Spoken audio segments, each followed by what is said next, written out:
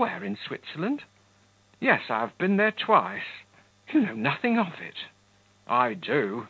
And you say the Swiss are mercenary, as a parrot says poor Poll, or as the Belgians here say the English are not brave, or as the French accuse them of being perfidious. There is no justice in your dictums. There is truth. I tell you, Mr. Hunsden, you are a more unpractical man than I am an unpractical woman, for you don't acknowledge what really exists. You want to annihilate individual patriotism and national greatness as an atheist would annihilate God and his own soul by denying their existence. Where are you flying to? You're off at a tangent. I thought we were talking about the mercenary nature of the Swiss. We were. And if you proved to me that the Swiss are mercenary tomorrow, which you cannot do, I should love Switzerland still. You would be mad, then, mad as a March hare, to indulge in a passion for millions of shiploads of soil, timber, snow, and ice. Not so mad as you, who love nothing. There's a method in my madness, there's none in yours.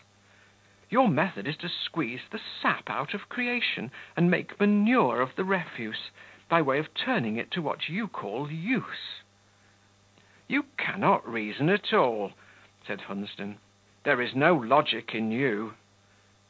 Better to be without logic than without feeling, retorted Frances, who was now passing backwards and forwards from her cupboard to the table, intent, if not on hospitable thoughts, at least on hospitable deeds, for she was laying the cloth and putting plates, knives, and forks thereon. Is that a hit at me, mademoiselle? Do you suppose I am without feeling? I suppose you are always interfering with your own feelings and those of other people, and dogmatizing about the irrationality of this, that, and the other sentiment, and then ordering it to be suppressed because you imagine it to be inconsistent with logic. I do right. Frances had stepped out of sight into a sort of little pantry. She soon reappeared. You do right. Indeed, no. You are much mistaken if you think so. Just be so good as to let me get to the fire, Mr. Hunsden. I have something to cook. An interval occupied in setting a casserole on the fire. Then, while she stirred its contents, right! As if it were right to crush any pleasurable sentiment that God has given to man, especially any sentiment that, like patriotism, spreads man's selfishness in wider circles. Fire stirred, dish put down before it. Were you born in Switzerland? I should think so, or else why should I call it my country? And where did you get your English features and figure? I am English too. Half the blood in my veins is English.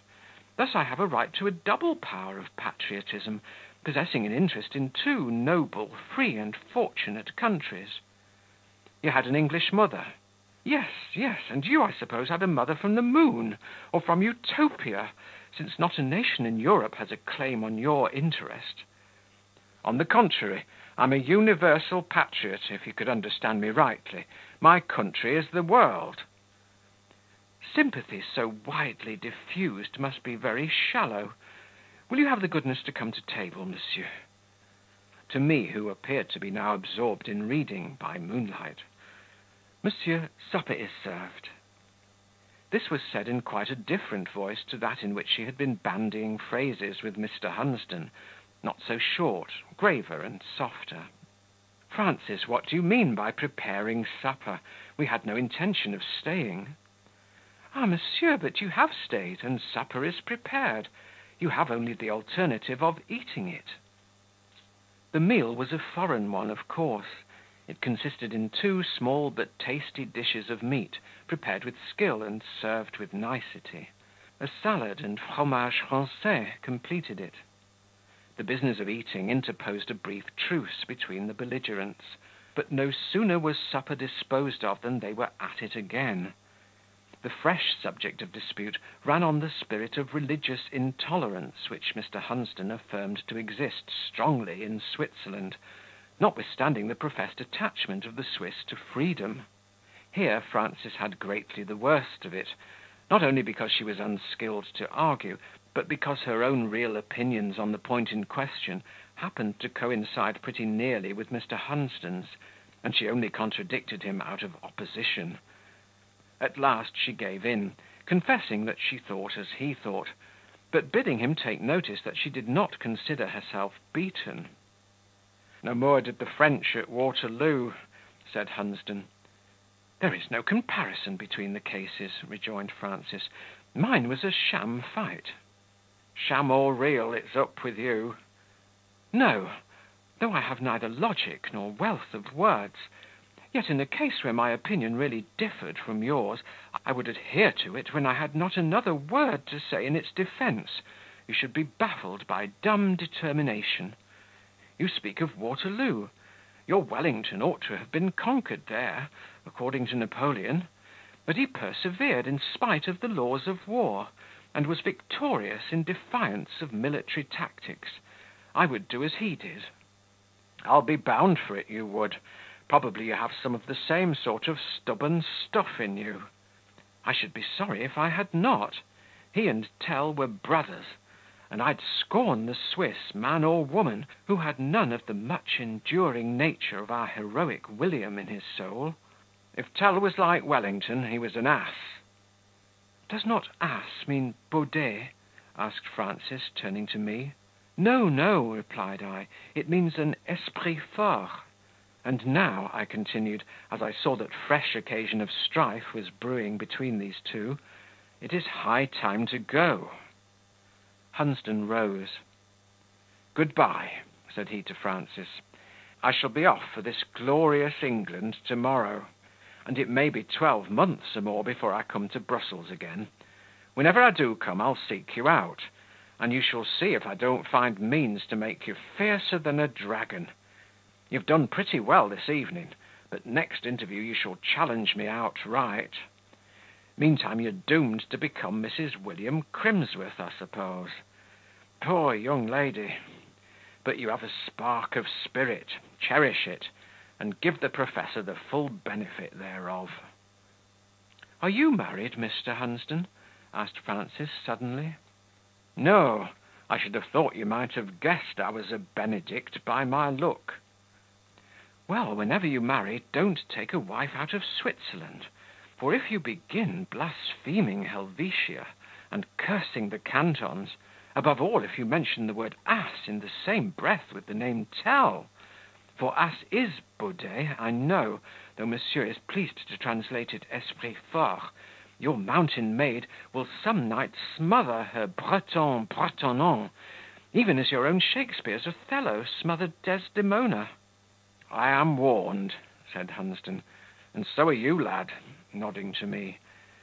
"I hope yet to hear of a travesty of the Moor and his gentle lady, in which the parts shall be reversed according to the plan just sketched. You, however, being in my nightcap. Farewell, mademoiselle." He bowed on her hand, absolutely like Sir Charles Grandison on that of Harriet Byron, adding, "Death from such fingers would not be without charms." "Mon Dieu!" murmured Frances, opening her large eyes and lifting her distinctly arched brows. "C'est qu'il fait des compliments. Je ne m'y suis pas attendue." She smiled half in ire, half in mirth, curtsied with foreign grace, and so they parted. No sooner had we got into the street than Hunsden collared me. "And that is your lace mender," said he, "and you reckon you have done a fine magnanimous thing in offering to marry her. You, a scion of Seacombe, have proved your disdain of social distinctions by taking up with an ouvrière; and I pitied the fellow, thinking his feelings had misled him, and that he had hurt himself by contracting a low match." "Just let go my collar, Hunsden." On the contrary, he swayed me to and fro, so I grappled him round the waist. It was dark, the street lonely and lampless. We had then a tug for it, and after we had both rolled on the pavement, and with difficulty picked ourselves up, we agreed to walk on more soberly. "Yes, that's my lace mender," said I, "and she is to be mine for life, God willing." "God is not willing, you can't suppose it. What business have you to be suited so well with a partner?